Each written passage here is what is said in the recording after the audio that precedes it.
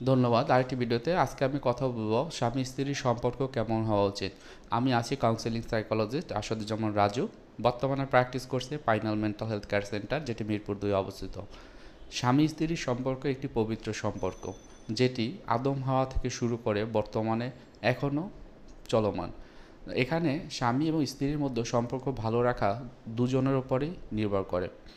তো এখানে বেশ কিছু বিষয় যদি আমরা মাথায় রাখি তাহলে সম্পর্কটা ভালো থাকতে পারে, বা ভালো রাখার জন্য যে আমাদের যে রেসপন্সিবিলিটি সেটি আমরা পূরণ করতে পারি।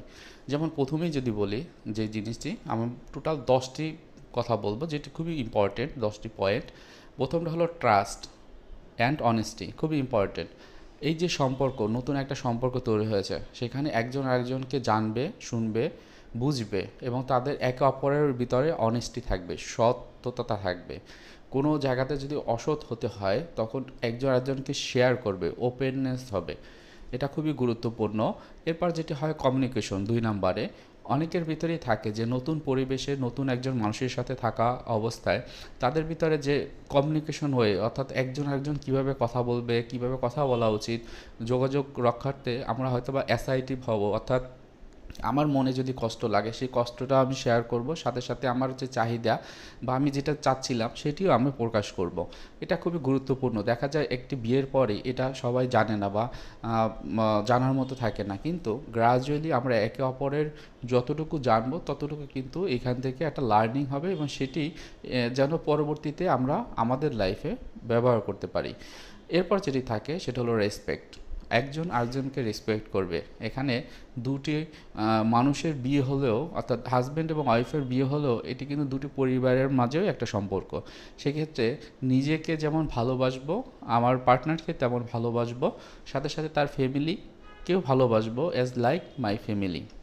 খুবই ইম্পর্ট্যান্ট এই বিষয়টি এই কারণেই, কেননা দেখা যায় যে এই রেসপেক্ট বোধটা যদি না থাকে তখন কিন্তু বিভিন্ন রকমের ক্যাওস সৃষ্টি হয়, এবং বড় রকমের সমস্যা যেমন ডিভোর্স বা সেপারেশন মতো ঘটনাগুলো হয়ে থাকে।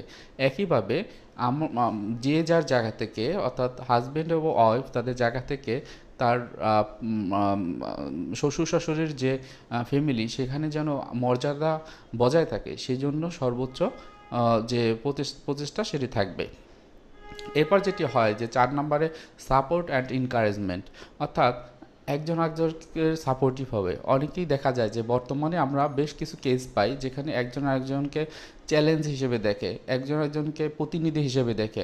সো এটি না করে বরং যেই জায়গাগুলোতে একে অপরকে সাপোর্ট করা যায়, সাপোর্টিভ হওয়া যায়, সেটি করতে পারলে খুবই ভালো। হয়তোবা ওয়াইফ বাসার কাজে ব্যস্ত থাকেন, সেই সময় হাজব্যান্ড কিছুটা তাকে হেল্প করতে পারে। আবার হাজব্যান্ডের হয়তোবা অফিসের কিছু কাজ থাকলে, যেমন হয়তোবা ফোন আসলো বা কোনো একটা বিষয় বাসাতে ডিল করতে লাগলো, তখন স্ত্রীর এই জায়গাটাতে হয়তো একটু একটু প্রোডাক্টিভ হওয়া, একটু তাকে সাহায্য করা ওই জায়গাটাতে, যে কী কথা বলছে, তার কোনো স্ট্রেস বা অ্যাংজাইটি হচ্ছে কি না, এটা কিন্তু খুবই ইম্পর্টেন্ট হয়ে যায়। তারপর যেটি আসে যে 5 নম্বরে কম্প্রোমাইজ এবং ফ্লেক্সিবিলিটি, খুবই ইম্পর্টেন্ট। আমরা এখানে অনেক কিছুই আছে যেগুলো হলো আমরা খুব কঠিনভাবে দেখি, এটা এভাবেই হওয়া উচিত, এটা কেন এরকম হবে না, এবং প্রত্যেকটা বিষয়ে দেখা যায় যে একজন আরেকজনকে কেন কেন দিয়ে প্রশ্ন করে।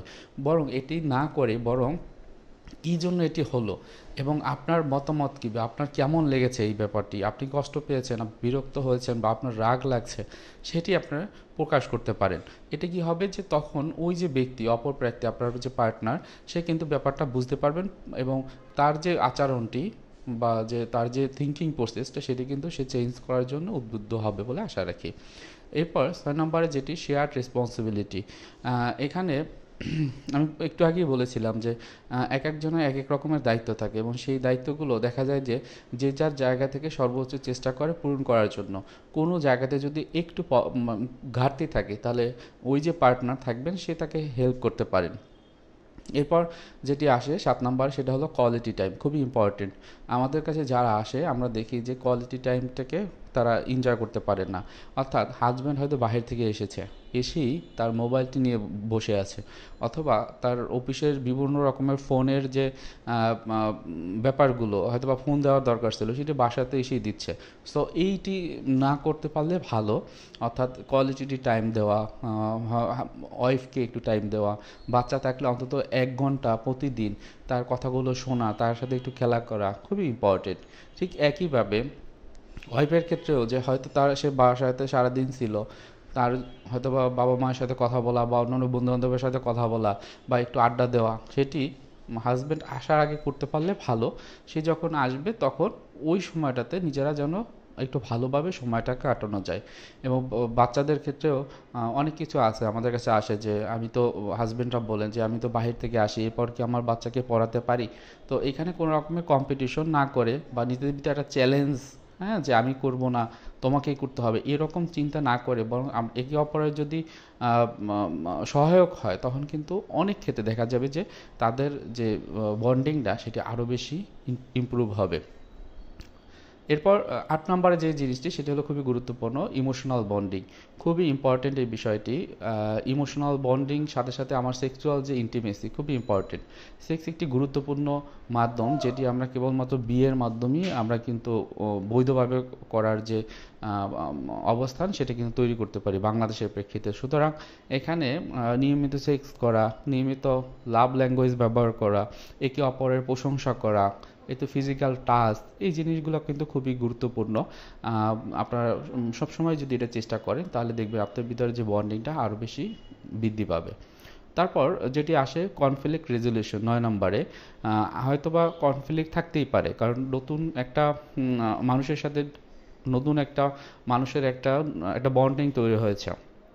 সেখানে প্রাথমিক পর্যায়ে বা সম্পর্ক চলাকালীন যে কোনো সময় কিন্তু কনফ্লিক্ট থাকতেই পারে।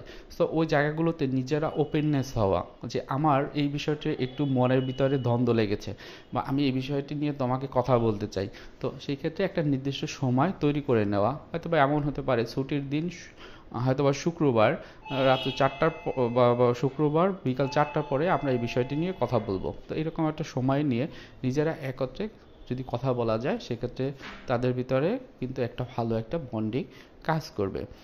এরপর সর্বশেষে 10 নম্বর যেটা, সেটা হলো শেয়ার্ড ভ্যালু অ্যান্ড গোলস। এই যে নতুন একটা পরিবেশে একত্রে আসার পর তাদের ভিতরে যে চিন্তা ভাবনা বা অনুভূতি, সেখানে দেখা যাবে হয়তো বা কিছুটা পার্থক্য থাকতেই পারে এবং থাকাই স্বাভাবিক।